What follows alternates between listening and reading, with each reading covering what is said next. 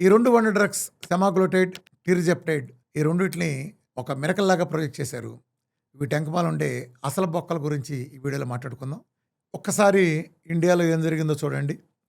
2025 మార్చిలో Mounjaro release అయింది Indian మార్కెట్‌లో.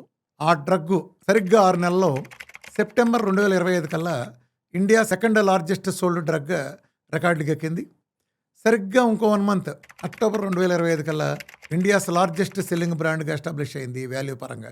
దాని తర్వాత డిసెంబర్లో దాని బాబు ఇంకో బాబు ఒజెంపిక్ దిగింది. అది కూడా ఇండియాలో లాంచ్ అయింది. ఈ రెండు కూడా ఇండియాలో ఫార్మా మార్కెట్ని శాసిస్తున్నాయి. ఇండియాలో ఇప్పుడే ఎందుకు హడావుడి చేస్తారంటే సెమాగ్లూటైడ్కి పేటెంట్ రైట్స్ ఇండియాలో ఈ మార్చ్ ఎండింగ్తో అయిపోతున్నాయి. ఇప్పుడు మీరు ఇది వినే టైంకి అయిపోతాయి. అది అయ్యేటప్పటికి ఇండియాలో అది జనరిక్ కింద వచ్చేస్తుంది. చాలా కంపెనీలు దీని తయారీకి జనరిక్ ఫార్మాట్లో తయారు చేయడానికి ముందుకు వచ్చినాయి. డాక్టర్ రెడ్డీస్, సిప్లా, సన్ఫార్మా, ఆల్కెమ్ ల్యాబొరేటరీస్ లాంటి ఇండియన్ ఫార్మా కంపెనీలు చీప్గా దొరికే జనరిక్ వెర్షన్స్ తయారు చేయడానికి ముందుకు వచ్చినాయి.